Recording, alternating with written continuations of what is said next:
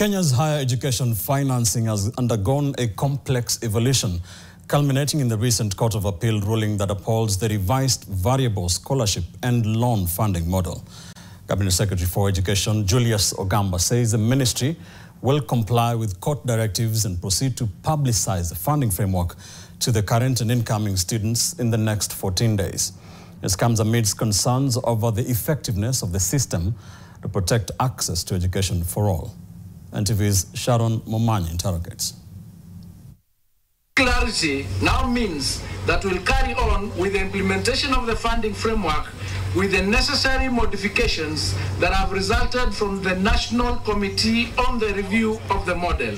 Kenya's approach to university funding has shifted significantly.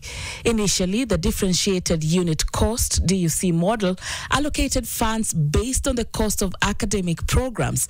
This evolved into the variable scholarship and loan funding model (VSLF), aiming for needs-based funding, now structured around 5 student categories, which are vulnerable, extremely needy, needy, less needy, and a new category.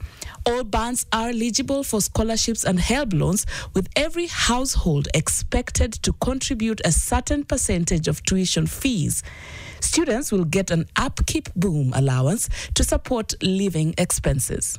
Since its introduction in 2023, the government has disbursed a total of 41 billion in student-centered loans and scholarships for the benefit of a total of 240,000 students. At the time the model was introduced, ladies and gentlemen, our public universities were indebted to the tune of almost 61 billion. When you have a funding model that dictates that the student or the parents will have to pay fees, for me as a lecturer to be paid my salary from there, I have an issue with that. True. Because nowhere in the world does that, unless you're talking of a private university or a private institution. Right? Here. A key point of contention surrounds the MTI, the method of determining eligibility. While intended to capture individual circumstances, its reliance on factors like parental background, gender, and input from local chiefs and pastors has raised serious concerns about potential for bias and lack of standardization. Mheshimiwa Rais, hiyo bodi yako ya funding, kuna ukabila. Kuna ukabila ya hali ya juu. Wanauliza, wewe ni nani?